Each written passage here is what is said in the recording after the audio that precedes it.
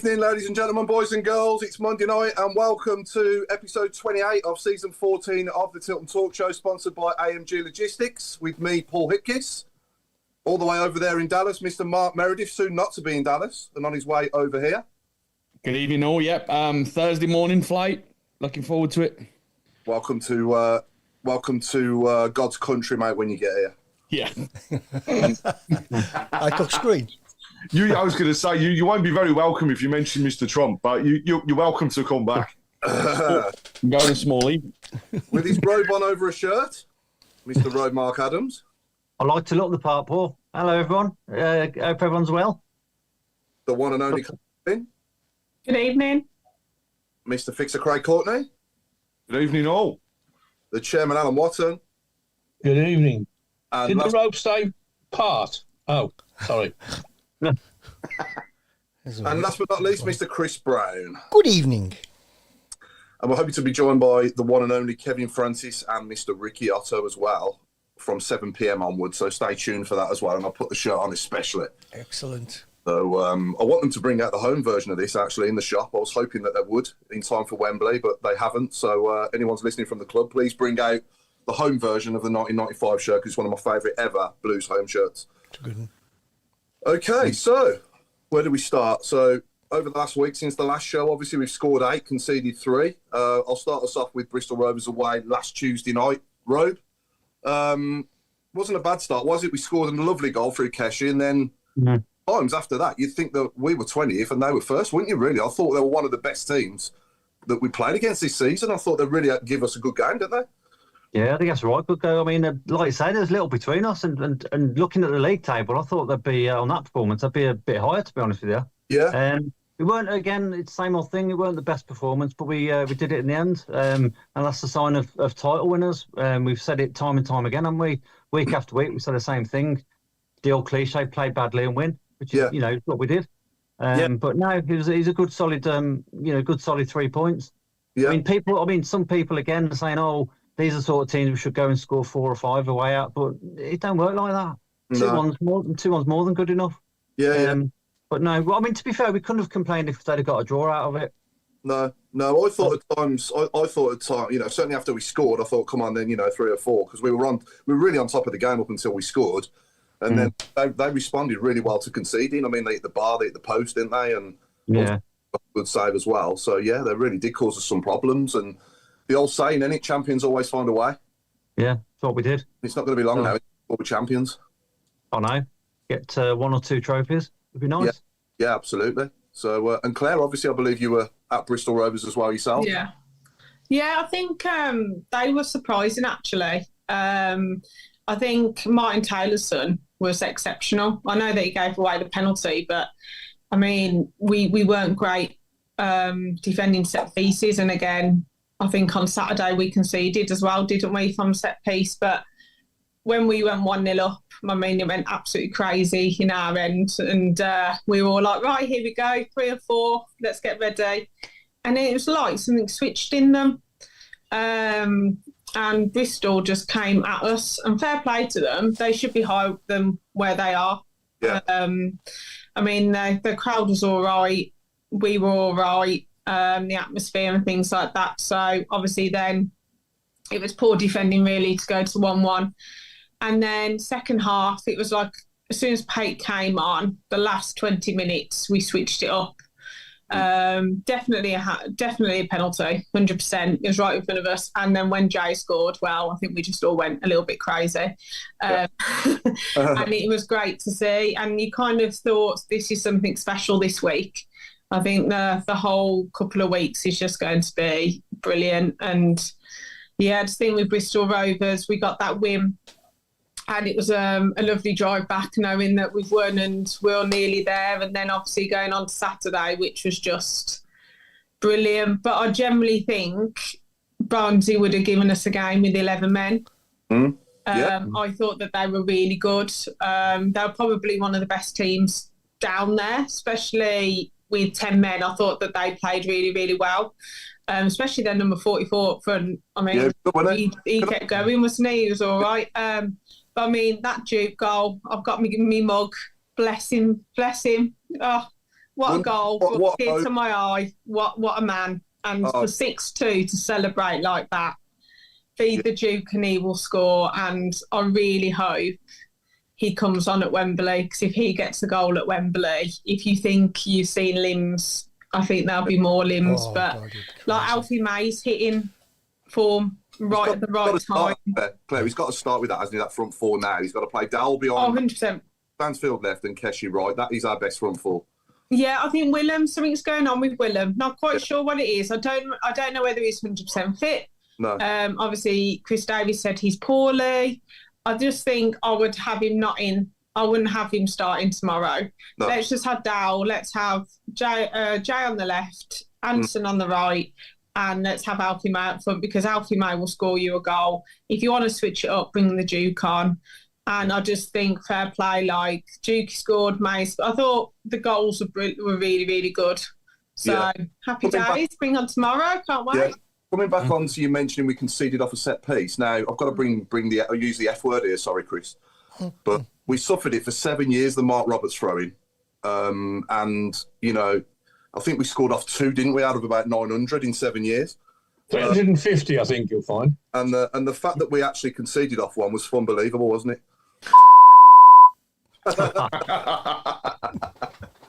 Wasn't meant to be that loud, sorry. That was written in the stars, though, weren't it? I mean, come on, he tried it when we played Barnsley before he went off injured, and he came close with a couple of them at Oakwell. So for him to go down there and actually, I've got to say, it was bloody decent ball as well. Yeah, you know, for a change, it was pinpoint. So give him his credit there.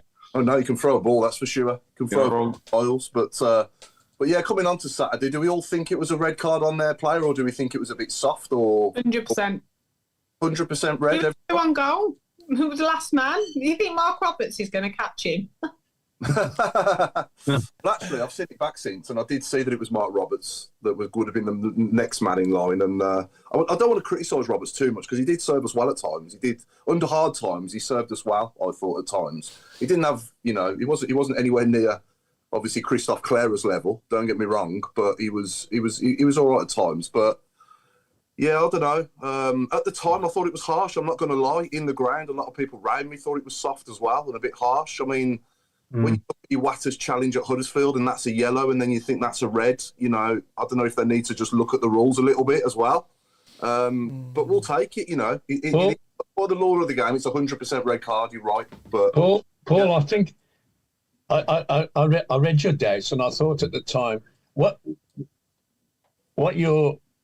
probably is going through your head, and it went through mine as well, was you've seen that done, and referees have bottled it.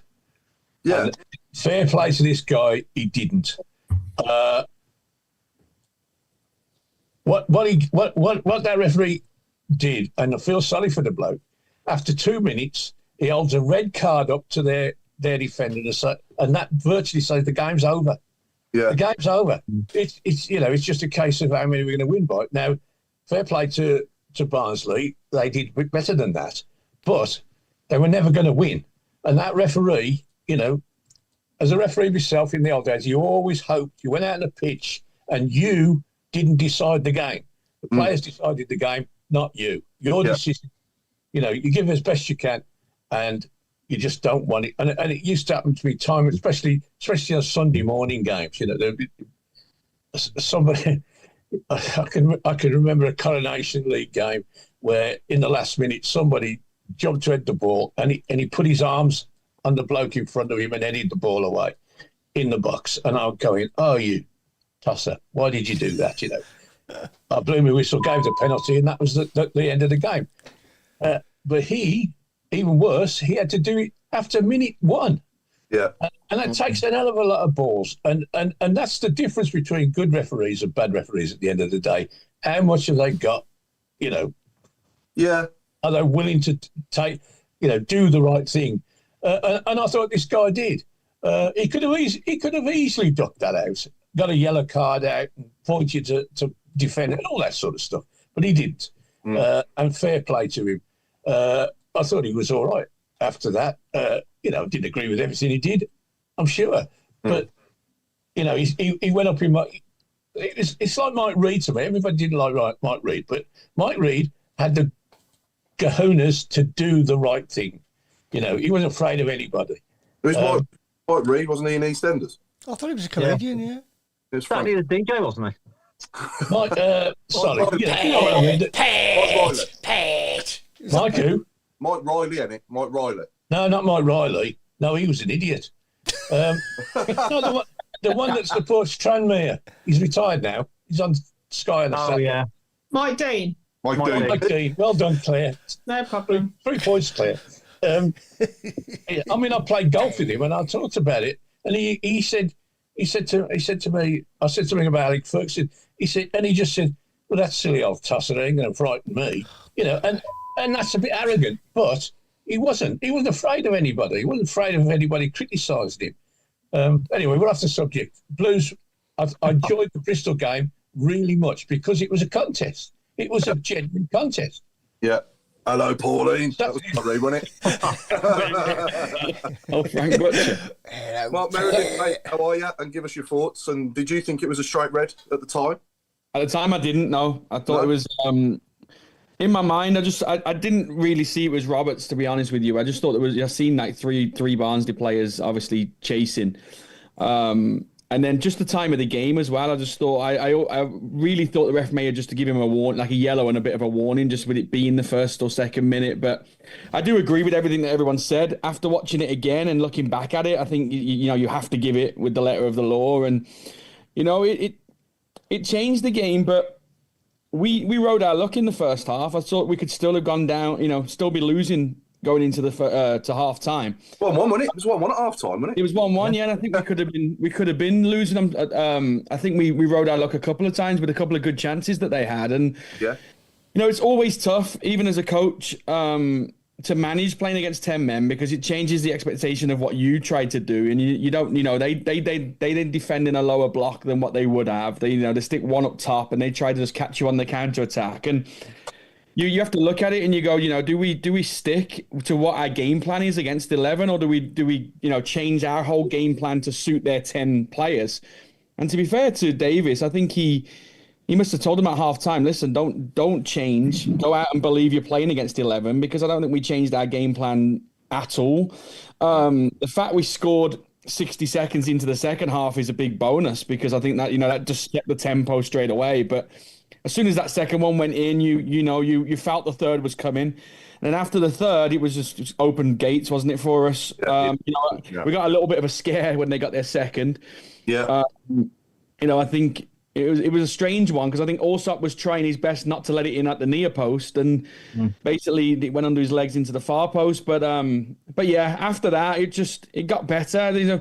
Great goal by Harris, even better goal I thought by Dowell, and then obviously to get Dukey to score at the end was just the icing of the cake, wasn't it? And yeah, I was a bit jealous watching it on the TV, because I thought I just want to be in there with everybody else, but it was fantastic. And to be fair to you, the best part of that was little Reggie, the fan that's run on and celebrated the whole thing, and he's in the middle of the middle of the pile up and everything. So what a day for picture. You can imagine that could be, I hope not, but that could be the last goal Dukes ever scores for Blues, and what a great memory for everybody. Yeah. Did himself as well. I mean, he'll look back on those photos when he's older later in life and think, wow, something special. Yeah, for him to cherish. But yeah, no, I think overall it's been a good week for us. And I think, to be honest, you mentioned Luke Harris there, Mark, and I think that was the best I've seen him play for us in that when he came on. I thought he played really well when he came on, didn't he, Craig? Yeah, well, I mean, all of them, to come on in the situation where we're ahead in the game, and you could tell that straight away that Davis had just told them, go out, score goals.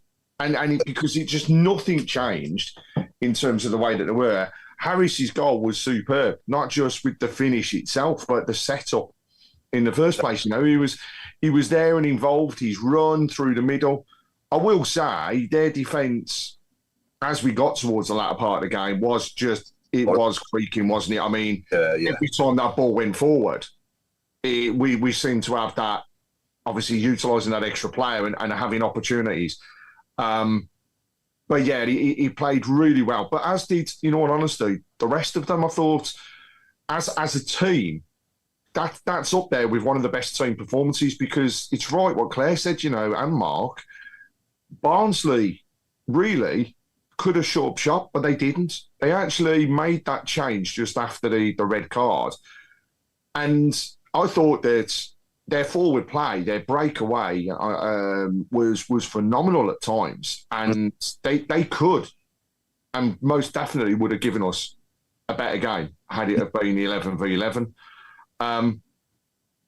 But I haven't seen limbs or I haven't heard noise for a very, very, very long time like that in the Tilton. And do you know what? I mean, people talk about the Newcastle game and how loud it was at the Newcastle game.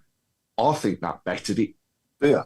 And that's without a full house. I really do think it bettered it. And Djukovic's interview, he is just a manager in the waiting. He is going to be a phenomenal coach to somebody in the future. And I desperately hope that it'll be involvement with Birmingham. And I think, I really do believe that they will be trying hard to keep him in some way, shape or form at the club. Is it going to be a player? Well, it might be another Ruddy. Let's have him in the squad just in case. But, in the Championship, unfortunately, I don't see him getting a kick, but maybe if we were in the cup games in the early stages, he might get on the pitch. But it was just brilliant to see. And the amount of people that have said they shed a tear, and the amount of people that got so, they're just bought into him as an individual. I've seen a couple of comments on the message board, right, and I think it's a real great shout. We've seen some great goals at St Andrews this season. But actually, if that's his one and only goal of this season and his last goal of the season and his last goal of his career playing for Birmingham, there is no better way of rewarding it than having it as goal of the season. It's not going to be Tomoki Iwata's against Newcastle, though. No. In terms of goals and the way that they've been scored, I totally agree. But I think a sentimental goal of the season. Bringing another prize. Well, do they have moment of the season sometimes at the awards? Yes, they do. They can create that, I think that would be deserved. They're only giving out 4 awards, aren't they? They've already said. I think there is only the potential for the 4. Well, the 4 main ones, isn't it? So, player of the season, young player of the season, goal of the season, and top goal scorer, isn't it? I think is what I've seen. But isn't it players' player and fans' player as well? It depends on what they do. They've actually only announced 4 for the Players' Awards. So that's what's come out from the club. So you go by that at the moment, but it'd be a very quick evening if that's the case. So I personally don't think it'll be that way around. No, he should get something, some sort of award or silverware or something. There'll be something. I'd like to see him. I'd like to see him in and around lifting the trophies. So I really do hope. Isn't he club captain? He's club captain, yeah. If he's club captain, I think he'll be lifted with Clara. Yeah. But Bielik will probably be in and around it as well, I would have thought, because I don't know if he's going to be obviously involved at all, because I think he's still, I don't know what's happening with him. They've just come out and I think Clara's captain for... Oh, yeah. Yeah, definitely. I mean, that's the other thing is just going back to Saturday and to Tuesday as well, that never say die attitude is there. Yeah. This team they're now not playing to get promoted. They're now not playing to get the champion's position. They're now playing for that record. Yeah. You just that mentality. You heard, for those that watched it, the interview at the end of the Bristol game, and Keshi Anderson was asked, is that it now? We are, they've lost. You're well ahead. Surely that's enough time for you to think, that's it, we've done it. And his response was just simple. We haven't won anything yet, and we want the records. And it's just like, that's down to Chris Davies, that's down to him keeping that mentality, as he's done though. He only thinks of a game ahead. So he's only thinking about Tuesday. He's not thinking about Wembley. I think. Can I ask a question, Craig? What on earth does hearing a limb mean? What does what? That's what you said. You could hear the limbs. The limbs, like when they celebrate. Oh no, says you could see the limbs and you could hear the noise. What, you mean the hands going up in the air? Indeed. You watch the video and it's Because just I think I can't. the stands I can't moving. hear nothing. Can't hear nothing. Chris, can you do that? Chris, can you do yours limbs again, please? Yeah, can we do it with the noise as well, please? Hang on. That's just on a roller coaster. What about when they score a goal? Think out of the Sorry. goal. It takes me 3 seconds to get out of my seat when they score. And all the limbs have gone down when I get up. Oh, okay. I think Alfie It's 3-2 by the time he celebrated the 3-1 goal, wasn't it, Alan? I loved Alfie May's glancing header goal because I was getting Wrexham vibes from Cochrane's cross as well. Again, the Stansfield header. And he's got a great left peg on him, any Cochrane. Player of the season. I was just about to say that, Paul. You just answered that player of the season. I was going to say that question. I think it's getting harder and harder to select one, isn't it? Yeah. For me, it's still Cochrane and Clara are the two that are probably head to head on my point of view, but it's getting harder every game. It really is. You got Paikin Iwata. And Stansfield as well. And Scoring goals. Yeah. I listened to a blog this afternoon, and none of those names were mentioned. The name that's on their lips was Anderson. Yeah. I think if Keshi Anderson had played the whole of the season, I think you said this as well, Paul, Yeah. he would be player of the season without any question of a doubt. If he'd have played the whole season. He's gone from trialist at Solihull Moors to a player, a regular in a team that costs a lot of money. You know what I mean? And hats off. Full credit to him for that because that takes some doing. Looking at Solihull Moors, can we say congratulations to Jerry Gill? Becoming the assistant manager at Solihull Moors is going to help massively with that team. Coming home in effect, and I think it's perhaps it's written in the stars that one day it's not just assistant manager, but he'll be top notch at the club. So congratulations, Jerry, and well done. Yeah, absolutely. And also, happy 80th birthday. Yeah. To the one and only Barry Fry today. We say that on the eve of playing them twice. Well, he's given us extra tickets, Craig, so he's in our... Where we support him. He's given us 1,600 extra for tomorrow. He wishes he could have given us more at Wembley. I think more will come to light around that actually being maybe the separation and segregation of the fans rather than not actually wanting to sell the tickets. But no, happy birthday, Bazza, from all of us and everybody else at the club as well. And then if no one's actually seen the episode with Baz when he joined us a few years ago, do catch up with it on YouTube. Got the best bits. Brilliant. It's a classic. We need to get him back on, especially after playing them twice. I did try for this evening, but unfortunately, I mean, how selfish is this? He could have joined us on Tilton Talk, but instead, his family have arranged a party for his 80th. I mean, what's more important? Us or a party? But no, some of his stuff he was saying when he came on the show, I think it was about 4 years ago now, wasn't it? Probably about 2021-ish. Just absolutely hilarious, wasn't it, from start to finish? And he didn't mind his P's and Q's, but at the end of the day, we didn't care, did we? It was just a legendary episode to be involved in. Yeah. How that show ever got through Facebook, I have no idea. You know what? I can do two duffs off the EastEnders score and we get shut down. Right, okay. Crazy, isn't it? It's mad. No, if you haven't seen it, Tilton Talk Show, Barry Fry, into YouTube and enjoy. That's all I'm going to say. And the fastest 50 minutes I ever watched. It just flies when you watch it. It does, yeah.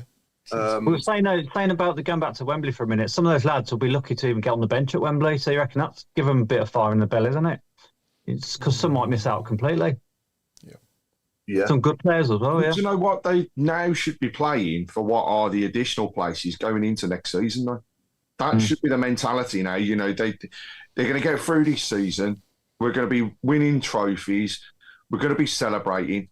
Actually, now the focus should be, I want to be at the club next season. I want to be in the Championship, and we can then name more players. So on that basis, fight for the spots, which I'm sure, you know, the vast majority of them are now. So it's just it's going to be interesting. But there's a comment on here from Pete Taylor. He's just gone, hang on, how long has Mr. Hipkiss been on here now? He's feeling old.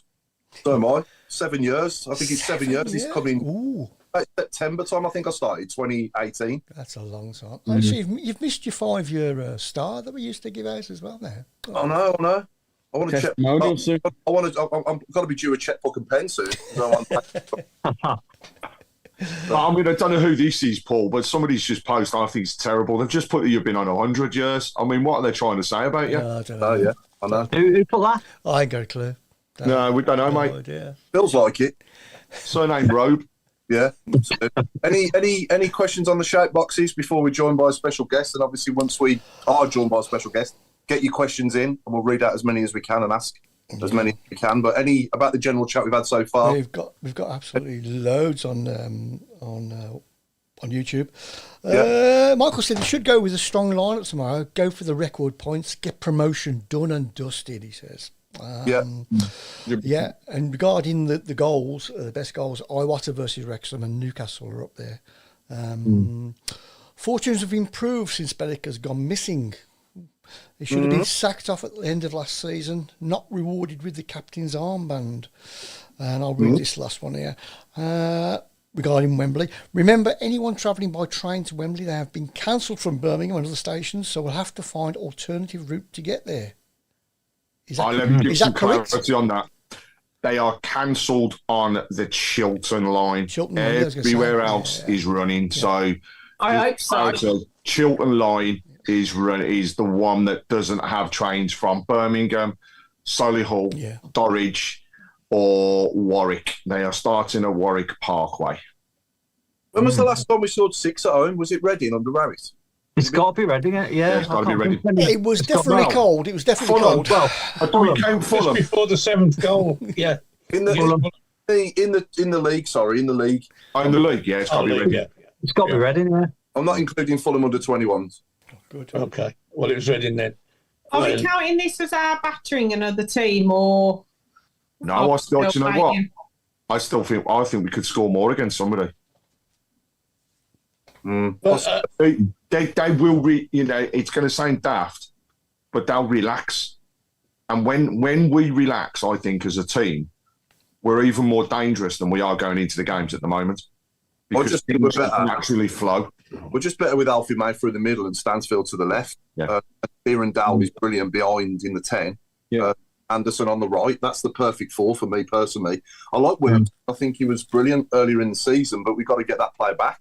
And I'm not writing him up being that player again, and he could possibly be better at a high level as well in the Championship. Yeah. So we've got somebody called Kevin Francis trying to get in. Shall I let him in? Go away. I think we should. It's quite hard, I've heard. It could be anybody, but you know. He'll kick the doors down in a minute. Whilst we are waiting for our guest to join, I've got to say that Pete Taylor, I was going to say that Bill Mint has made a point here which people's thoughts on it. He's put, Clara will give Duke the armband if he comes on Sunday. Yeah. If that's the case, does he then, if he, hands it over, if we've won it, he's the one that lifts the trophy, so that'd be nice. That'd be nice. I think they'll double lift it. I think they'll have to. Yeah. Yeah. Don Kavanagh, Clara's player of the season. Keshi has been great too. Yeah. Sorry, Craig, just a second. Ladies and gentlemen, for the second time, I'm absolutely delighted to welcome Blues legend and one of our best ever strikers of the 90s, Mr. Kevin Francis. Good afternoon. I'm not too bad. Good. You're looking well, mate. I've got your shirt on. I was going to wear mine, but I got to shoot out the door straight to work, so oh, have you? It would look a bit off on the street. I don't know. You can spread the word. You can spread the word there. You know what I mean? We're taking over the rest of the world, so why not in Canada as well? Exactly. Hey, Kev, you have 1 clock with the English time and then 1 clock with the Canadian time behind you there. I'm doing it, man. I'm spreading the word. I'm infecting everyone everywhere I go. Yeah. That's just I'll keep all my sisters. Yeah. And there's another 2 with Australia and St. Kitts as well. Nice. Yeah, so welcome back, mate. It's great to get you on again. It's been a few years, hasn't it, to be fair, since you last came on. And what you've been up to, really, over the last few years since you last came on? How's life treating you? Well, first of all, thanks for the invite, mate. Obviously, I couldn't have been that bad, but it did take you a while to call me back. No, I've just been working towards retirement, so I've been like another 2 years to go, and that's me done. I'm finished. Yeah. But mainly just been sitting back and watching how Blues have been progressing. I've just been coaching over here. I've just finished 9 years at the university now. So it's time to relax a little bit and look after myself. Yeah, brilliant, absolutely. And your memories of, obviously, you played the last time we played at Wembley in this match that we're playing this coming Sunday, which is now called the Virtue Trophy, and back then it was the Auto Windscreen Shield. Give us sort of your memories, build up to the game, and what did Baz say in the dressing room before and after the game as well, and maybe at half time as well, because obviously it was 0-0, wasn't it, right till the end? It'd be it's going to be a short show if I got to tell you what Baz was saying. I mean, for me, is for being a fan as well. So before that, then my historic Wembley trip started with Leyland Daff, and that was where I think every kind of decent generation of Blues fans is getting this little bit of a taste of it now. And now the current Gen X's or Gen Z's, whatever you want to call them, are getting it now with us going on Sunday. Once we actually got to the final, it felt like the longest 3 or 4 weeks to get there, because everyone's trying not to get hurt and get injured. People who are injured were trying to get back fit. It didn't necessarily guarantee you a spot, because obviously Baz liked his selection, and with 50-odd players vying for 11 positions, and I think back then it was we had 4 subs, was it? 3 subs? Yeah. So and then everyone's vying just for those positions. So a lot of the guys were tiptoeing through the tulips, in training and in the lead-up games. But atmosphere-wise, it was fantastic. You couldn't go anywhere without seeing blue and white across the whole city and people shouting out and just celebrating the club. And I think these these occasions kind of give everyone a taste and reminder of this is what we should be doing on a bit more of a regular basis, is it? For the size of club that we are. Yeah. It's nice to see that it's going along that way now, where we're trying to get things right off the pitch first, and then fixing it on the pitch, and then trying to promote growth from within. And from a fan and a player's perspective, that's good to see. Yeah. I think they're doing both at the same time, aren't they? It's phenomenal off the pitch. Obviously, the improvements at St Andrews and the training grounds and around the stadium is just incredible in such a short space of time. And the difference in the team from this time last year, I know we're playing at a level lower, but you can still see the quality of player that we've got compared to what we had this time last year as well. I think it's definitely bright, isn't it? I think we may have another we may have another guest coming through. Have we? Somebody called Ricky Otto. I can't remember. I don't know. When did you last speak to Ricky, Kev? I don't know a clue. I probably last messaged Ricky when it was over Christmas. I messaged him to try and meet up. Oh, but I had a lot of stuff going on, so we couldn't make it happen. Okay. Was you at the 91 as well, was you, against Tranmere, Kev? Was you at that game as well? Was you at that game? No, I was actually working. Oh, was you? Okay. Right. Oh, speak of the devil. Hey, and then take yourself off mute, Ricky, and turn your phone around the other way, mate, on landscape. No, leave him on mute, mate. Fuck's sake. That's typical of Snoop, isn't it? Huh? Typical to start off with abuse. Ladies and gentlemen, you only abuse the ones you love, Rick. Very true. I like that one. How you doing, big fella? I'm doing well, mate. Good to see you. Sorry I didn't catch up with you over Christmas, mate. Yeah. Because I was looking for you everywhere, and I said to myself, all I need to do is just look up. Just look up, and I'll find you. Yeah, absolutely. and everyone, welcome for your hat-trick ball, your third appearance on the show, Ricky, because if you remember, you did a little cameo when Tatey came on as well and surprised him. Do you remember that? Yeah. I remember that, yeah. Time is flying, isn't it? Yeah. I think your debut was about 2021 as well, just before Kev came on, and then you surprised Tatey not long after that. And here you are now for the third time. So, excellent. What's good to have you back on. Yeah, good to be here, man. Good to be here. Just reminiscing with Kev about the 95 final, because obviously we're about to play in this game again, and it's now called the Virtue Trophy, and back then when you guys played it was the Auto Windscreen Shield, and we're just reminiscing about sort of like the lead up to the final and Baz's team talk before maybe at half-time and after the game as well. But Kev said it'd be a pretty short show if he told us what Baz said in the dressing room before the game. It's effing and blinding. Nothing normal. No, I mean, from what I can remember, I think, to be fair, we was I think we were quietly confident going into this game. Do you know what I mean? Because at that time, the season was going well. I think when we actually went into that final, we were sitting second. Yeah. But if we beat Brentford on the Wednesday, then we'll top them. So we was pretty, things were going well at the time. And so we went into this Carlisle game and we were quietly confident, but I think there was also a kind of a feeling like we dare not lose this game. Do you know what I mean? Not because, Carlisle was a league, I'm sure they were a league down from us, but because of the massive support that we had, and actually on the day, well, the lead up, the whole week leading up to the final, you kind of grasp the enormity.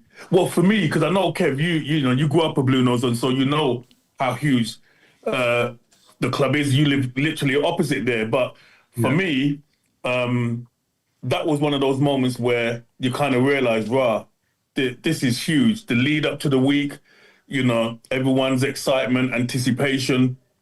And then actually, when we was driving down Wembley Way, I think that took most of us as players, because most of us, were born in England, grew up in England, grew up under the FA Cup, seeing Wembley Way and just seeing a sea of blue fans coming to the stadium. There was just kind of a feeling that we can't lose this. Whatever we do, we can't lose this. So yes, we was quietly confident, but I think it was focused to make sure we didn't lose. I can't remember much about Barry's team talk, because really Steenie used to do most of it.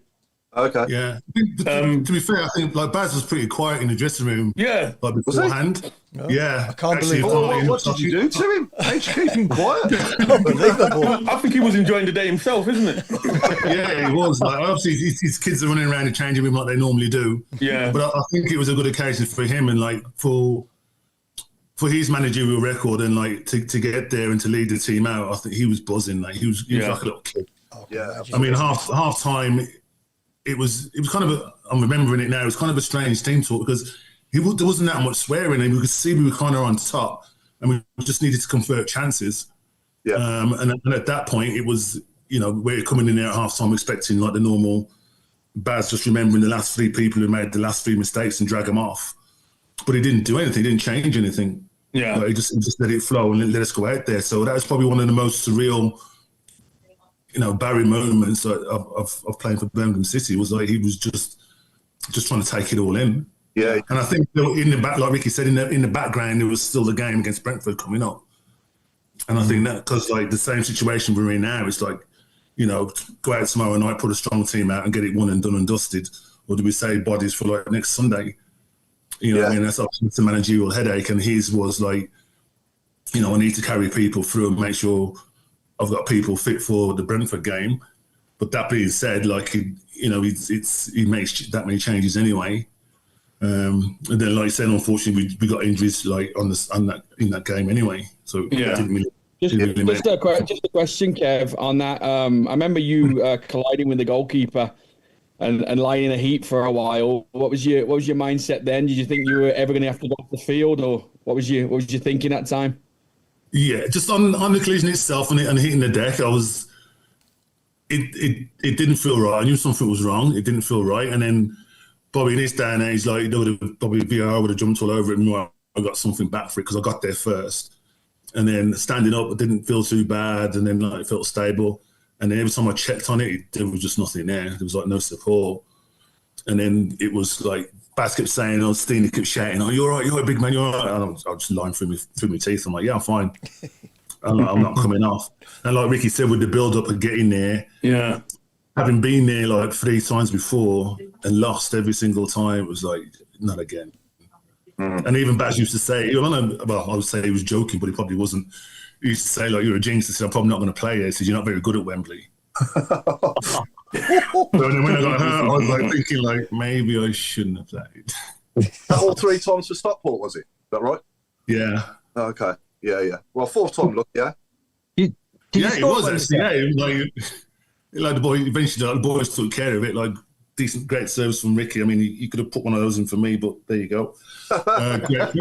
He finished by Tatey, and like we ended up doing it anyway. So so it all worked out in the end. Yeah. Did you two know each other well before Blues, or was you? I guess you passed across against each other at times, did they? Just on the pitch. Yeah, I think on the pitch, yeah. Yeah, I remember once we played. I'm just trying to remember. I think it might have been with Orient. Yeah, you were at Orient at the time. I was in Orient at the time, isn't it? And we played, and all the way down to Stockport, all the conversation was about this 6'7" guy. That's all it was. It wasn't about the other 10, just this guy. But you were scoring goals for fun as well. So I think there was inevitability that you're probably going to score. And the conversation was, well, how do you manage a 6'7" guy? And I mean, I've had the unfortunate pleasure of getting close to Kevin, and he's all bones and elbows and knees and ankles, man. And you go next to him, you come away with some kind of bruise, you know what I mean? So I can't remember what the score was, but yeah, we crossed paths maybe a couple of times. Yeah. But to be fair, when I signed, and I think it was a couple of months after, when Kev signed, you know what I mean? The connection seemed like we knew each other anyway. And yeah, it was easy. It was simple to get on. And you missed Ricky's debut, Kev, which was one of the most memorable debuts in our club's history. Yeah. Never going to forget that, innit? Goal of the season, that header, to be fair, wasn't it? Well, I'm passionate about scoring goals, isn't it? Let's just... you know? I've actually got a message for you both. And it is from your old gaffer.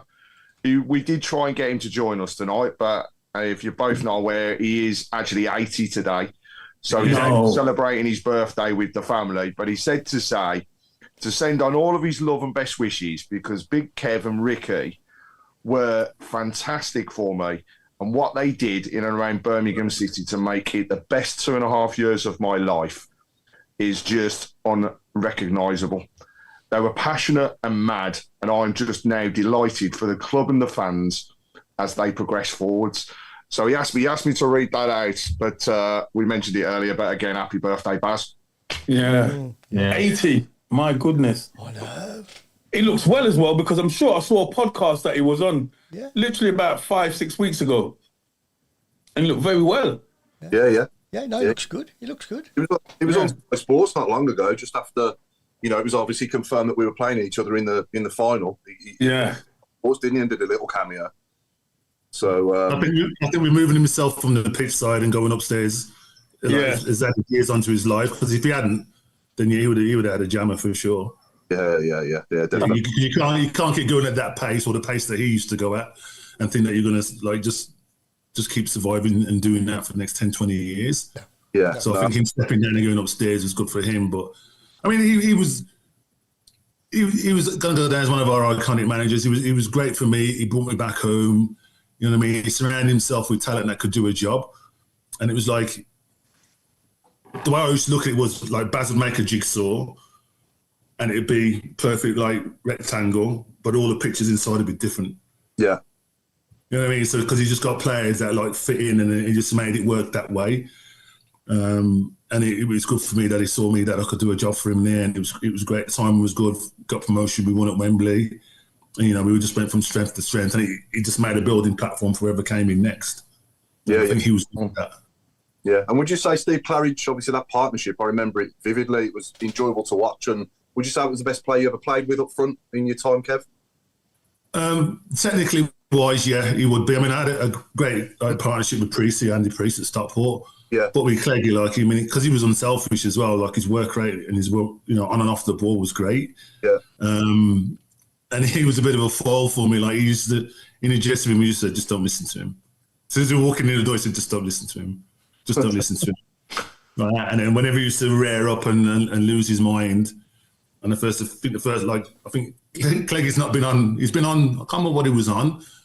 Under the cosh. Yeah. And he related the story when like he just kicked off, and like he said, "Oh, Kev was shrinking." No, I don't shrink from anyone, mate. So that was a lie. I was just sitting there staring at him, and I just couldn't believe what was going on. And I'm like, "What have I joined? So what have I come down to?" And then suddenly he nudged me and said, "I think he likes you, big man." I'm like, Jesus, I'd hate to see if you hated somebody. I think if you But yeah, shrink, it's just Liverpool's bigger than all of us. different character. Go on, Mark. I said, I think if Kev shrinks, he's still bigger than all of us. Yeah. Yeah, no, absolutely. So, question for both of you, really. From me, I think going into this Sunday's one, we've pretty much got promotion now, and it's even if we don't get it tomorrow, we're probably going to get it on Good Friday. But it was a little bit closer in '95 when you went into the final and knowing that you were still second, and then you had that big game on the Wednesday night at home to Brentford. Was that on your mind at all going into the Wembley one, or did you just take in game by game? I think for myself, if I'm honest, again, I think we was on a bit of a roll, so confidence was high, and we were looking forward to Brentford, and make no bones about it, we wanted to win. Do you know what I mean? Because it was kind of neck on neck for large parts of the season, and they were playing well as well. They were in form as well, but I think we just knew, like, Wembley wasn't a distraction, because for many of us, believe it or not, because that was the old Wembley, and most of us grew up on the old Wembley, so it was historical, traditional, it was British, it was everything for many of us as players to go there. So it wasn't a distraction. It was just a game, knowing that if we win this game at Wembley, it's going to be very difficult to topple that on Wednesday, even though we knew Wednesday was a huge game, because we didn't want to just get promoted. We wanted to win. Do the double, yeah. We wanted to win the second division and do the double. So, yes, your mind's on each game, but equally, yeah, of course, we've got Brentford in mind. And I think even in the change room, Baz and some of the coaching staff were saying, listen, don't do anything silly, because we don't want no injuries. Do you know what I mean? Yes, play your normal game, but don't do anything silly, because at the end of the day, got an important game on Wednesday, and we want everyone to kind of be as fit as possible, knowing that if we won, confidence is going to be sky high. And I think it was a packed house that Wednesday. And I mean, you can feel it in the atmosphere, man. Yeah. I just remember walking out there for a warm up, and you felt it. And what I felt was like, listen, there can only be one result here today.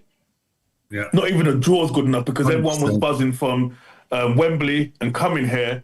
We knew we had to do a job, and I think it was like Wembley.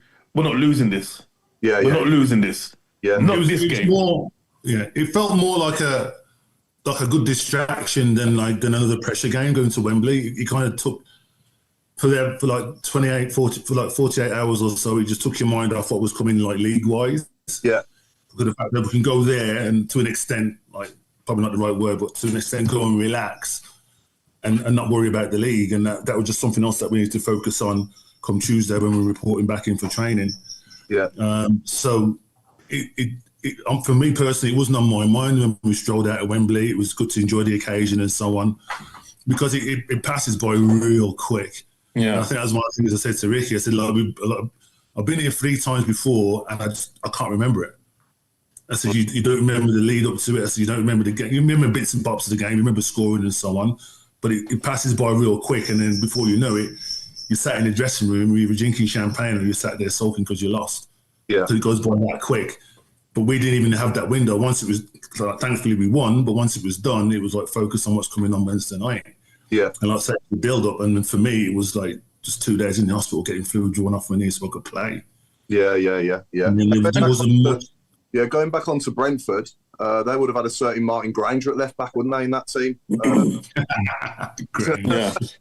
And to be fair, you've got to remember, it was on the supporters' minds as well. Yeah. Let's not be fooled. The supporters was going down to Wembley knowing that, listen, the real proper game is Wednesday. Because remember, we were sitting second. Yeah. And it was billed that whoever wins this game, you're pretty much going on to win the league, because I don't think there was many games left. When was the final again? No, it was a 6-pointer, wasn't it? Definitely. End of April, that was. That was end of April, isn't it? So there's only a few games left. So whoever won it, if Brentford would have won that game, probably momentum would have carried on for them, because they would have been about 3-4 points clear. Yeah. So we knew we had to win this game to give ourselves the best possible chance of finishing off winning the league, and that's what we done. Yeah, definitely. And I've got to correct myself here, Kev, about your strike partners, because a certain Paul Devlin might be watching, and if he's not, he might catch up, and he will remind me that I forgot to mention him about strike partners. So obviously I've mentioned Steve Claridge, but obviously Dev, you played up front with Dev, didn't you? I particularly remember the Stevenage game where you both scored. Was in the cup, wasn't it? But you played with Dev a few times, didn't you, up front? Yeah, I did. So, I did, yeah. I mean, like you say, completely different striker in the way of build and shape than Cleggy is. But another unselfish person, like his running off the ball was great, and his finishing, I'd say, probably a little bit better than Cleggy's. Yeah. But he was a foil. He would also do things that Cleggy wouldn't do. He would stick his head in. He would try and go up for headers and so on. Yeah. But like it was for gelling with partners and getting it to click really quickly. Like he was one of the easiest. It was just like we played together before. Yeah.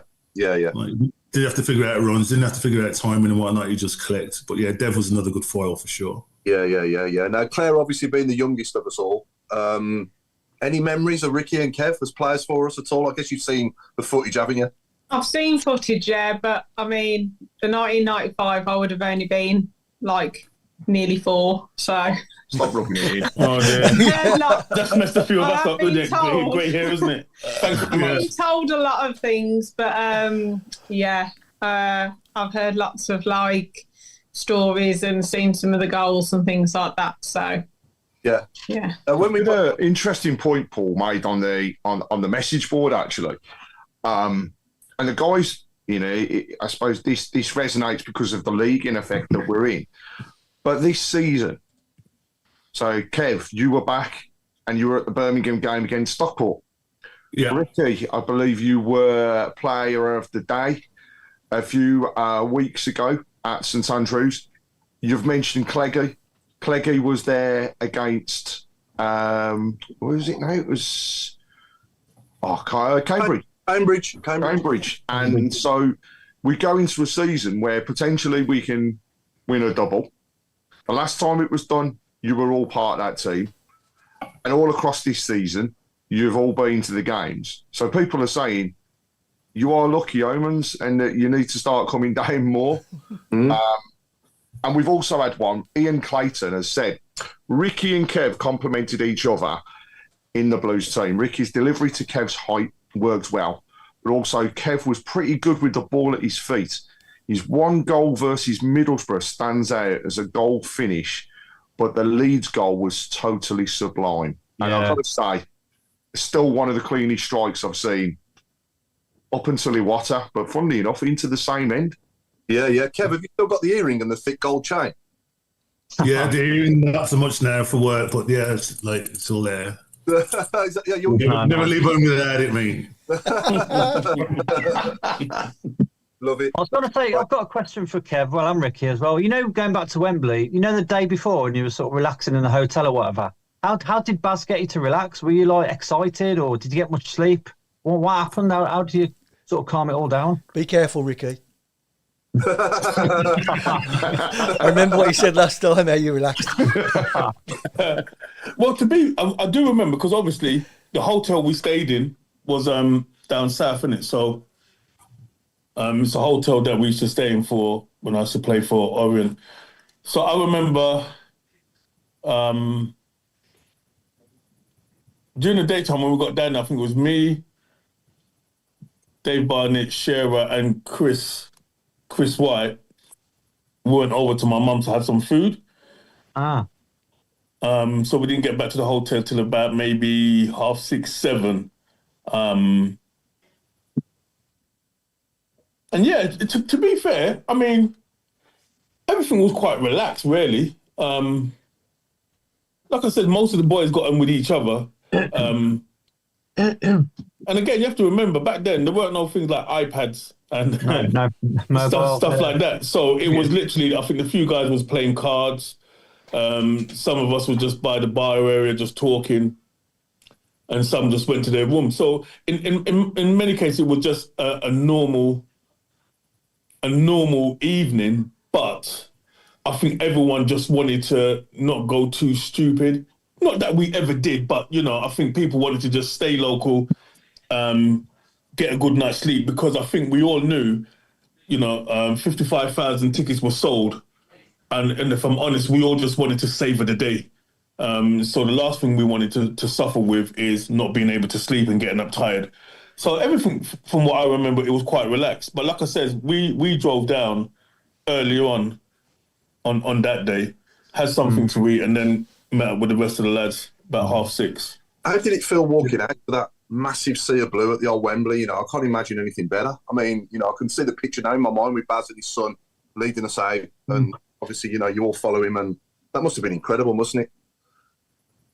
I still watch it now sometimes, truth be told. Yeah. Because I know when I first started playing football, one of the old pros said to me, he said, Rick, enjoy it, man, because it goes quick. Yeah. And, when you're young, you say, yeah, you're all right, man. You're going out, man. You're old. But it does. And it's only when you finish playing that you kind of remember the enormity of what you've done. Even like when I go to the games, you do sit down there and you do reminiscing yourself as you're watching, being a fan. And you kind of have to pinch yourself a little bit and think, gosh, once upon a time I was out there. Yeah. And, to many footballers live their whole career and don't get to play at Wembley. Yeah. So for me, it's a privilege that I even got there once, because, listen, we're talking about some great players, top players, that have never got to Wembley, much less walk up those 39 steps. Yeah. So you're right. Again, for most of us, it started from when we left the hotel and the coach, and the anticipation just grew the closer you got to Wembley. When you got into the North Circular, you're close. And then when you get around to a certain part of North Circular and you see Wembley on the sign, everyone's playing it cool, got their sunglasses on, but, inwardly, we're like, my goodness, I want the window seat, But by the time we got to Wembley Way, for me, that's when it started. That's when you had to enjoy it, but you had to kind of just lock in. Yeah. And make sure that you don't play the occasion. Yeah, 100%. But play the game. Yeah. So for me, it started from the coach journey, and I allowed myself just enough to enjoy seeing all the fans. And then walking out, like I said, I still watch it now. Yeah. I still watch it now. I don't recognise myself because, that person was slim. I still watch it now because again, for me, I think it's history. Yeah. And like I said, many top players have never done that. So, and then again, to win and to walk around the stadium and just to see all the fans happy, you just know they're going home happy. That 2-hour journey is going to be nothing, anyone who says they don't watch it now, I don't know what's wrong with you. You ain't got no emotions or something, because it's still something. Every now and then I just find myself just flicking through certain games, and sometimes just reminding yourself that, I actually did do something that you could be proud of, and to play for a big club. What more could you ask for? Brilliant. And you remember, obviously, we all remember Tatey's T-shirt. Did you know anything about that before the game yourselves? No, nothing. No, he hit that from everyone. That was a classic Tatey move, that was. Yeah, brilliant. There's a great question come through on YouTube from Blue Shadow, and what he said is, question to both Ricky and Kev, do you think the team of 95, if they were put in comparison to today's team, which one would be better? Oh, that'd be a good game, wouldn't it? I think it'd be a fantastic game, because you'd have, my head says a hard, no-nonsense team from 95 against the team that likes to pass it around. Yeah. And actually, I think I'd favour the hard, no-nonsense team over the two of them. We had some artists in that team in 95 as well. Listen, in our 95 team, we're giving a couple of them, giving them a couple of kicks. They won't want that ball. They won't be able to pass. It's a different Trust me, I can just see someone like Dave Barnett or Liam Daish just bang. Yeah. Imagine the pair of them standing beside Stans. Stansfield, yeah. Right? Yeah. We know how to deal with all these balls. He'd have his own Twin Towers. Yeah. Yeah, no, you're right, yeah. Well, we showed that against Liverpool, didn't we, in the Cup? Yeah. We more than matched that day, didn't we? It's wrong of us not to mention that so far, isn't it, Ricky, that goal at Anfield? I mean, We obviously spoke about it on here before, but wow, I mean, what a moment that was for you. Yeah, another video I watch often. Got it on now, I'm sure, in a second. Anyone would think I don't watch anything else but myself. But wasn't that the day, Snoop, that you signed, or was it just a couple of days before? Because I know you came to the game, didn't you? Yeah, I came to the game, and then the day after, like everything was finalised. Yeah, I just called because I just had to show him that. Listen, man, you don't need him, man. You don't need him, man. And that's what I was thinking. I'm like, wow, I see this will change his look mind. what I'm doing at Anfield. What you need him for? But no, in all honesty, I think that Anfield game, it was nuts because again, remember we drew at St Andrews, isn't it? Yeah. And then we took the replay. And again, if people would be honest, as players, we are fans. Yeah. You know, we were young kids growing up, and when I was growing up, you know, in the 70s and literally 80s, Liverpool was just the Man United of the 1990s, literally. Yeah. And so going to that replay, you know, you're going to Anfield, you want to respect the place and everything, but again, it's one of those occasions where you want to play the game and not the occasion. And in the first half, Barry, he put me as a striker. Now, I'm a winger. And I remember, all I remember is the ball coming to me and Razor Rudder just went right through me. I didn't know where the ceiling or the grass was. I just like, and playing centre forward, it's a different kettle of fish than playing out wide. And so I had a stinker. Not easy, is it, Rick? No, it's not easy. I had a stinker. I mean, I was fuming. When we went into the changing room, I gave Barry everything. I mean, I just let rip on him and he was arguing with me and I was arguing with him. And I'm just trying to say to him, put me in my natural position. And anyway, he done that. And second half, I don't think even Liverpool fans would disagree that we silenced the cop. Definitely. We silenced the cop. And even when I scored, really, 6-7 minutes later, I should have scored again if I'd have swung my right foot and not tried to hit it with the outside of my left. Yeah. We could have won. And yeah, even the goal they scored was a fluke, wasn't it? Off the bar and off Benno and back in the net. Yeah. You know, that was unlucky, weren't it? Yeah. But no, good times and just great times to live through as a teenager as well for me. I mean, I was 16 then, you know what I mean? So it was a nice big thick jet black hair and everything. You wouldn't believe it. So no way. Do you, Ricky? No way. we want photo evidence of that, Paul. We don't believe it. Yeah, that kid on what's the kid's name on Up? The Disney cartoon Up. I look like the kid. Oh yeah, the old man. Yeah. I look like him. Kev, I'd still like. We nearly got to that story when Grange kicked you in the Brentford game, and I think that was the end of your season, wasn't it? Yeah. So, well, it was when we scored actually from the corner. Well, you scored, yeah. So, and then obviously Grange got there in normal Grange time, which was late.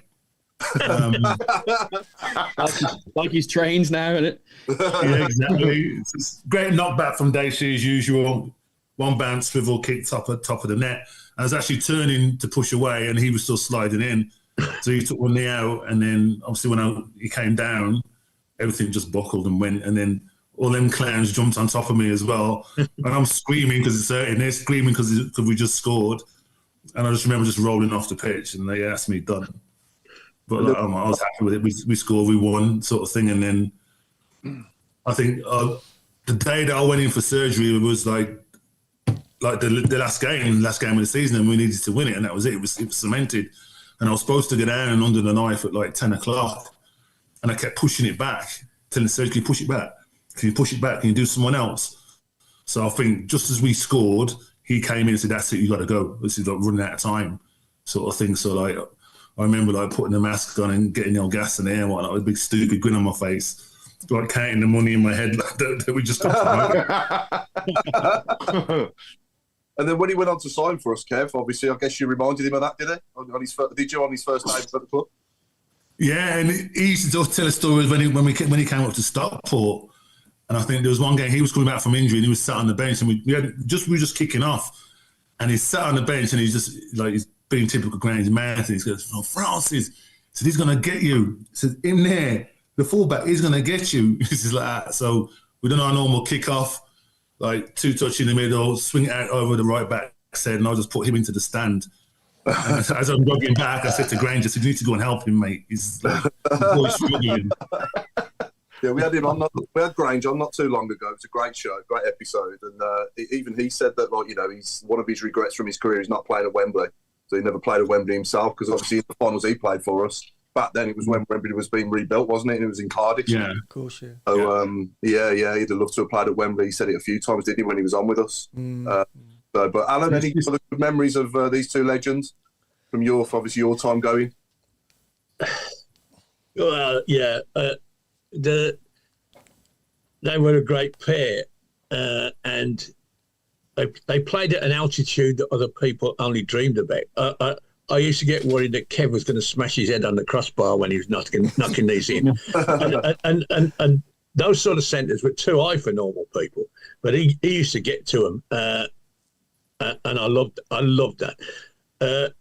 One thing I always used to think about was people would say, "Well, you got to play the ball in the air to Kev," and I say, "No, put it on the floor, because he's got 6.5 foot legs that you trap the ball and the centre half's 2.5 yards away. He can't get anywhere near it. Give it to him on the floor." And I used to think that was the best part of your game, Kev, to be honest. The heading ability, or if you can't hit a ball from that height, and you're nothing. But on the floor, you had an advantage that, I mean, I won't say you didn't use, because you did, and people fed off you, especially him, and in the box you'd go. Yeah. I think it was the best in terms of fun, sheer fun. Oh yeah, fun years. It was the best season ever. Definitely. Definitely. You never got a dull game. Even if you got beat, it was always something to enjoy. I remember the game at Swansea when Dacey tried to break the centre forward in half and give a penalty away, and was lucky not to be sent off. We lost 1-0. But we battered them, and it was such good football to watch. I saw 146 games that year of people in Birmingham City shirts, from the first team who played 60-odd, the reserves who probably played 60-odd, and the youth team probably played a dozen or so. I used to go everywhere, and I never got tired of going. Even if it was, I mean, we talked about the final. We had a reserve match on the Friday night before the Sunday, and after there was people in that side. Tatey played in the reserve, and of course they wanted to get in the final side, and it was absolute ding dong game. I think won it, and Tatey got his place in the squad in the end. I don't know, I can't remember who else played, but there were people that were in contention for the Sunday playing on Friday night. You're right, because Tatey was injured and he was coming back from injury, and I think, I mean, and Gary Cooper as well. He wasn't 100% either. But the general consensus is everyone knew that Tatey was a mad blue nose. Yeah, oh yeah. And so I think, when we actually reached the final, I can't remember if he might have been playing but got injured. But then the clock was ticking for him, because, in fairness, it's almost like that final wouldn't have had everything in it if Tatey was left out. Yeah. You know what I mean? Because I think to a large degree, Tatey was always that link between the fans to Tatey to the players. Yeah. You know what I mean? And so, in the coming weeks, listen, man, he was working like a demon. Do you know what I mean? And respect to Baz, because Baz gave him every opportunity up until that Friday to kind of just declare himself fit, just so he can come and be a part of the squad. And look what he done. He repaid Baz by getting fined for that T-shirt. Brilliant, yeah. And Craig, what's 1995 Craig looking like then? Full head of hair, I guess, and big afro maybe.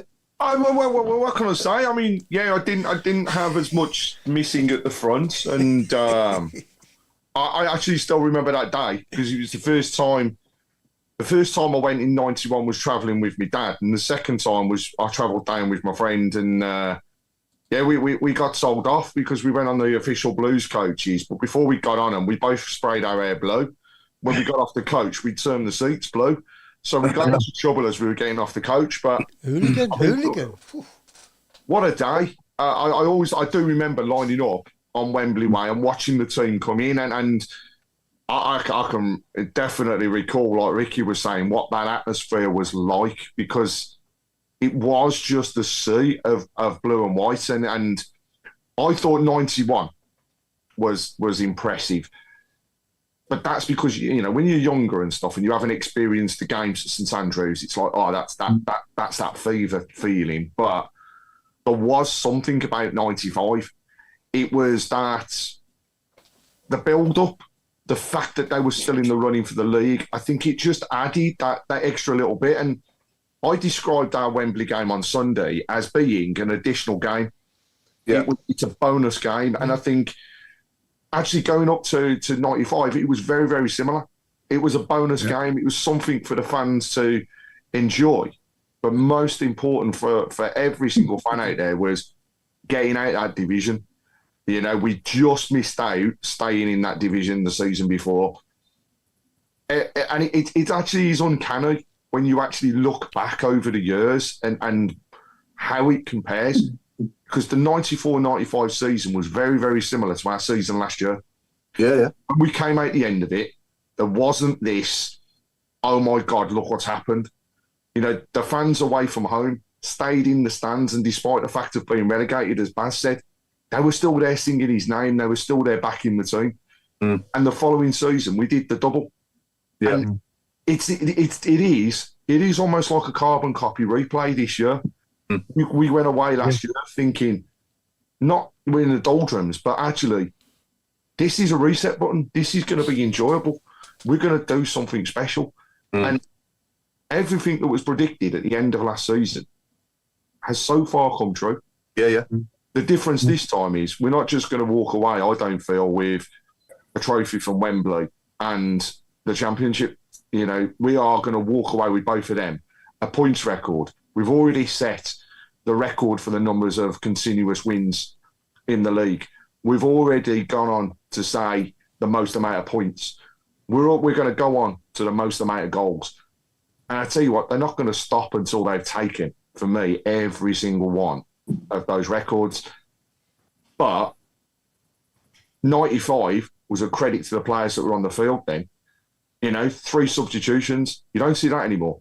No. You know, we've got less numbers than what you would have in the Championship, and people still fighting. The difference then was you played with your heart, and everything was on. You know, you didn't leave anything on the field, and that goes for every player that was in that 95 squad. Bayish would head anything that was put in front of him, and I've heard it many a time said, if it was a tank coming towards him, he'd still head the tank. Kev with the, you know, going through, striking the ball as clean as anything, heading the ball when he can. Ricky whipping in the balls. Question for you, Ricky. When you whipped that ball in for Tatey, did you know he was going to put it away? No, at that time, I think it was just a case of you keep whipping in crosses, you're going to get something. And I think as long as there was bodies in the box, it was just a case of whoever can get their head on it. And I think I whipped it in with my right foot, because I remember thinking back and whipping it in with my right foot. And every time I cross the ball, I'm always looking for that area between the 6 yard and the penalty spot. That sometime I will whip it and I'm not even looking, but I just know that's where I'm looking to cross that ball. And if any of our players can get in front of their man, chances are you're going to get on that first. And 2 things can happen. It can either go straight in, or with a glance, it goes to the far post. And if someone's there, they can tap it in. So it wasn't... Remember, it was golden goal as well. Yeah, first one, yeah. It was golden goal as well. So we'd already done the extra time. And so for me, it was just a case of really just doing something different, because most of the crosses I'm trying to cross with my left foot. On this occasion, I just decided to drink in, and I just whipped it into that spot. And luckily, Tatey was there. He got his head on it, and it just glanced in. Did you ever look at the scoreboard and think this is going to pens? Hand on heart. Did it cross your mind? You know what? It didn't. because what I understood about that game, when this is golden goal, it's like it took you back to when you was a child playing Wembley in your flats. Next goal wins. First one scores, wins. Yeah. And that's literally what it was. But we had some great chances, and I just knew, as long as they don't get the ball near our area, because every time they got the ball near our area, I was like, oh my God, I was praying. I've never prayed so hard. Please, please, please. Oh, Ben gets it. Oh, good. Because again, you didn't want to lose, but it didn't cross my mind. I just knew if we keep plugging away, we can get it. Because I think even though it was a tough game, but I think we was fitter than them. And I think that's why we was able to be on top of them and have most of the possession. But no, it didn't cross my mind. Because if it did, I definitely wouldn't have wanted to go there, because after what happened at Liverpool, no way. Yeah. No way. There was no doubt in my mind we weren't coming away from there with a win. Yeah, for sure. Did not see penalties in our future there. But I knew we were coming away from there with a win, 100%. I think, like you just said about, did Ricky know that Tatum was going to be there? I think Ricky as the provider, Louis Donovan as a provider, Hunter as a provider, they know someone's going to be there. So there isn't that expectation where they've got to look and get their head up and then make a move and then put the ball in. It's make a jink left or right and put the ball in. Yeah. Like, as strikers, as forwards, like we know they're going to deliver. So you can constantly keep making runs and you're going to get one. Whereas nowadays, like obviously, there's a lot more patience in towards and attacks. Wide players don't necessarily beat their fullbacks anymore and just whip the ball in. So you don't see people making runs into the box as much now. But back then, it was a given that, like, if Ricky, Tatey, when he got wide, Hunter, when he got wide, Donovan, when he got wide, they was going to get out of their feet and just whip it into the box. Yeah, because I remember when I went to the game, bread and butter. If I'm honest, there were times when we got the ball wide and I was screaming, just get it in, man. But it'd always come back. But in when we were playing, we were always taught as a winger, you whip that ball in and we'll deal with the striker if he's not there. Just whip that ball in. Yeah. Whereas today it's different now because, it's all possession, check back, go along. No, we were coached. You get a yard, boom, whip that ball in. Yeah. And God forbid if the striker ain't there. Ricky, when the golden goal went in, did it hit you straight away that it, or were you a bit numb? Did you think, oh, that's it, or what's going on, or was it straight away you thought, we've won? Well, like when you watch a movie, and there's always that part of the movie where it just goes slow motion. Yeah. Because, there's that euphoria. Actually, when I saw it went in, I ran away, and you've got that extra energy, and you go, yeah! But it went into slow motion because in my periphery now, I'm seeing Halsey, Edwin Steen, and Barry Fry with his fat belly and little bow leg running as fast as he can. But he's not going fast. And he's running. And everything was just slow motion. Because remember, I was playing on the wing where the benches were. So as soon as I whipped it in at the edge of the box and it went in, I started running back towards the halfway line.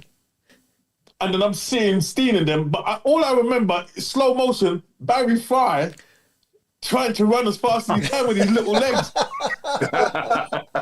And then I just collapsed. Yeah, then relief just takes over. We were right up in the odds we were. I know we was right at the back, and we had a good view to be fair. But I just, when you just remember silly things. I just remember walking in before kickoff and hearing Barry Manilow, the Copacabana, was being played really loud. I don't know why I remember it, but I just do. But that was my welcome to Wembley for that game. Really? Yeah. Hey Kev, I think the cross I gave you in the staff game though in the last minute when you scored was better than any of Ricky's, wasn't it? So you can't remember. You can tell the truth. The results from the goal at the end of it, it's a great cross, mate. Yeah. Mark, what's 1995? Mark Meredith doing? How old are you there? 11. Okay. 11. I've got a T-shirt on. Probably causing trouble somewhere. You still are. Again, like I think every I went to the Leyland Daft 91 as a 7-year-old, and so the same. I agree with everybody. The whole weeks up to it, going to school and knowing that you got a Wembley trip to come, and then and nothing else really matters at that time. That's your thought is we're going to Wembley on this Sunday, and then we got to win because we got to get back to school on Monday and we got to celebrate it. And I think that's what it was. It was just the whole, as a kid, it's so fantastic to go and see that whatever cup final it is and whatever game it is. It was just took over your life, didn't it? For at least a month before the game when we first found out we'd won the semi-final, and then going into the final, you go in there. And there was never any worry, I don't think, as to lose the game. It was always the excitement of what do we do when we win it. Absolutely. And so, just great memories of all the cup finals. And I really hope now, flying over on Thursday for this game, I hope we have them memories again. I'm flying back to Texas on Monday and hopefully with a win for sure. Yeah, no, definitely. And I think this is a great build-up, by the way, isn't it, to next Sunday? And I know we've got a game in between now, and we'll talk about that shortly, but I just think, let's just embrace it next Sunday, prior to kick-off, the atmosphere, and during the whole game, it's just going to be an incredible day out and an incredible atmosphere, and hopefully we'll come away victorious again, so I don't want anything otherwise. I don't even know how it feels to lose at Wembley being a Blues fan. No, that's great, isn't it? Don't know. Yeah. I think we played there in my life 3 times. Yeah, 3 times in my life. We've played. I've seen Blues at Wembley 3 times, and we've come out on the right side of all 3 of them. So yeah, I'm kind of glad that the Liverpool final wasn't at Wembley, if you know what I mean, because penalties in Cardiff. But yeah, what about you, Robe? 1995 Robe. What are you? So yeah, I would like to say I was 19. I was. Yeah. So yeah, I was there with my dad, just like I was in 19. Just got out of prison. Had to invented that. He just started knitting the robe. Yeah. Did you? I was 19. There in 91 with my dad. There in 95 with dad. He can't get a ticket for this one, so and he couldn't go to the Carling one either. But it's just a happy time. It sounds cheesy, but it's just. It's just a good time. It was just we were young, I'm a circle of mates. I was the only one who supported Blues, I think. So yeah, it's just special. It's just a really good time. Just like I say, the characters in the Blues team, the atmosphere every week down the Blues, it's magic. Yeah. It makes me feel old. Some comments on the message board as well. I mean, God, when you think about this, Jason Hughes said, for him, 1995, it was all to do with the soundtracks. Blues, it was Wembley singing Tatey Rave on, and then getting home and listening to Oasis singing Some Might Say for the first time. What good times. Brilliant times. Jimmy Demetrio, question for everybody that's on here at the moment. He wants to know, are Birmingham still in for a shot? And if so, when's it going to happen? Because he can't wait forever. No. Can I let you into a secret, Paul? I was supporter of the year that year. Was you? Yeah. Really? What age was you then? 95? 95. 95. 44. Oh. 40. Supporter of and the yes, year. my daughter nominated me, and I won it. And we went to the do wasn't at the airport place. It was in a nightclub in town, and I took my daughter with me because she nominated me. And after about an hour, she said, "You're cramping me style, Dad. I want to talk to Jonathan." Paul, we've got 5 minutes left, so I think we need to get on to the biggest prediction we've absolutely ever done, I suppose. Very quick question for Kev before I do. So, Kev, as a fan, before you played for us, what's your most memorable game as a fan, would you say, that you was at? That I was at? Yeah. Probably the DAF. The Leyland Daft, yeah? Yeah, DAF final. Yeah. But I mean, even going down there as a Robbie Hopkins, watching him playing, Gailey watching him playing. Another winger just put the ball in the back in the between the 6-yard spot and the penalty spot. Blakey. So it was fun. For me, it was like iconic watching these guys playing. Yeah. And then like 3 or 4 years later, getting a chance to play against some of them. Yeah. Sort of thing. And then I always used to say I was getting paid to do something I'd gladly do for nothing. Yeah. And then to have that dream of playing at St Andrews and playing for Birmingham, like most of us as kids going up through school did, and you play for counties and whatnot, and you represent your school. And then that first knockback from the club was like devastating. Mm. You know what I mean? It was probably like being dumped by your childhood sweetheart. Like, it tells you like you're not good enough. Yeah. Sort of thing. And then like you just move on with life, and as Vicky would tell you, it just takes a different path. That wasn't your path at the moment, but eventually it's going to come back around. So actually getting a chance to come back and play was just surreal. Yeah, I bet. And like you say, it just felt nothing like it wasn't work. It was just going to have a kick around with your mates every day. Yeah. Actually, what it felt like. When I was at Stockport, it was work. When I was at Oxford, it was work. When I was at Derby County, it was work. And then it just seemed to change with going back to Birmingham, the way the atmosphere was. Yeah. Just being a fan, like just seeing the lights from a bedroom window, and then like being old enough to be walking down there and then sneaking in and then climbing in and then getting a season ticket, fighting for the club. It all went like, I've done every stage. I just need to go back and be chairman now, and that'll be it. Yeah, so right, I'll start us off then with predictions for tomorrow night and next Sunday. So tomorrow night, I think we will win at Peterborough. I think we will win 2-0. And at Wembley, I think we will win 3-1. Okay. Chris? Oh, straight to me. I think we'll win. Funny game tomorrow, really. I think we'll win 3-1 tomorrow. And I'm going to go for a 2-0 Wembley. Okay. Alan? Team of record makers. So Sunday it'll be a record score, whatever that is, 4-0. And tomorrow, 2-0. Okay. Mark Meredith? I'm just going to go 1-0 in both. I'm going to go boring, but it's got 2 wins. We won't care, will we? No. Okay, Rob? I've got a funny feeling tomorrow's going to be closer than everyone thinks. I think it'll be 1-1 tomorrow at Peterborough. But I think we'll win at Wembley, and I think we'll win 2-1. Okay. Claire? 2-1 both games. That'll do. Yeah. Craig? I'm going to say 2-1 tomorrow, but because I already know in advance that they're going to have a whole defence change going into that game on Sunday, I fancy quite a few goals. So I'm going to go with the chairman and actually go for 4. I really do think we will do it with a bang. That'd be amazing to witness. Kev? I will give you a 3-1 tomorrow. Yeah. You'll be watching it. You've got any question? You'll probably be watching the game at Wembley, I guess, obviously, yeah? Oh, hell yeah. Yeah. Tomorrow and tomorrow. Tomorrow, yeah. Okay, so 3-1 tomorrow. Sunday a win. Yeah. That's Sure. it.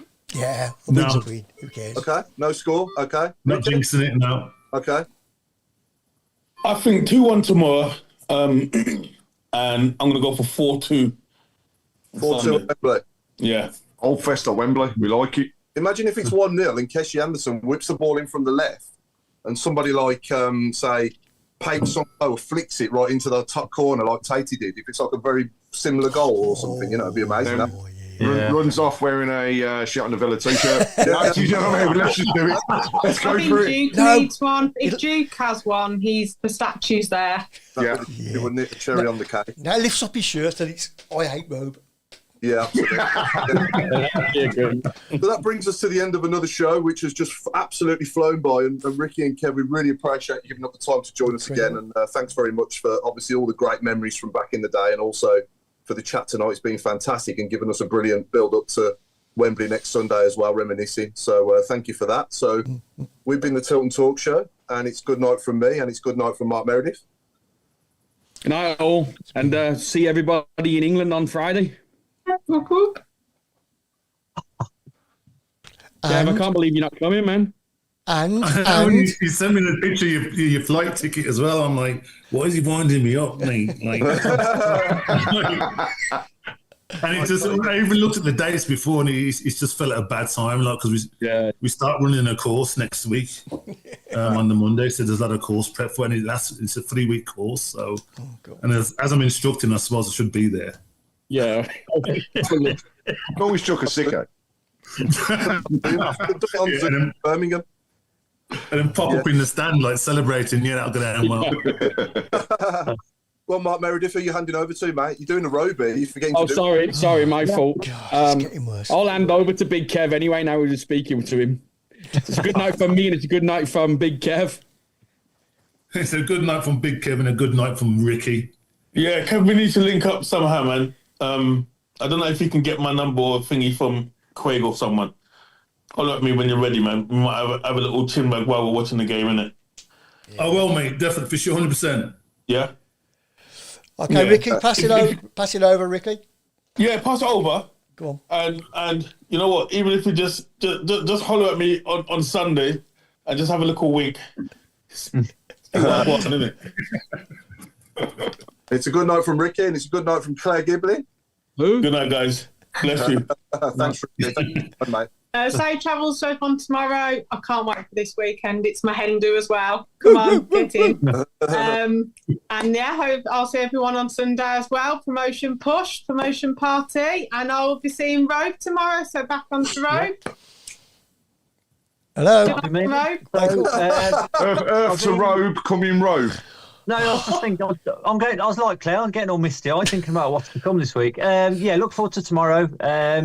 Cannot wait for Sunday. I just think it's going to be a brilliant week. And the amount of merchandise I'm going to buy is unreal. At least you're not stealing it this time. Yeah. Well, I can't say that with Kev being law enforcement. So yeah, that's good night for me, and I'll pass over to Chris. Oh, it's a good night from me, and it's a good night from Alan. Tiger, you left. You are, aren't you? Yeah. You were checking. You were just going to make sure. Yeah, I knew that. Good night, everybody. God bless you all. And special good night to Kev. What a hero. And I'll pass over to the great one and only Mr. Fixer, Craig Courtney. And it's a good night from me. It's Come On Blues tomorrow. It's definitely Come On Blues on Sunday. But also tomorrow night, come on Huddersfield. Let's get it done. Let's get it over and done with, and let's celebrate double on Sunday. Good night, everyone. Thanks again for your time, Kev. Ricky, No drama, mate. Enjoy it. I'm off to work. You sleep safe. How are you, mate? Yeah, have a good day, mate. And Ricky's disappeared already, and he's gone. So, Pub's open.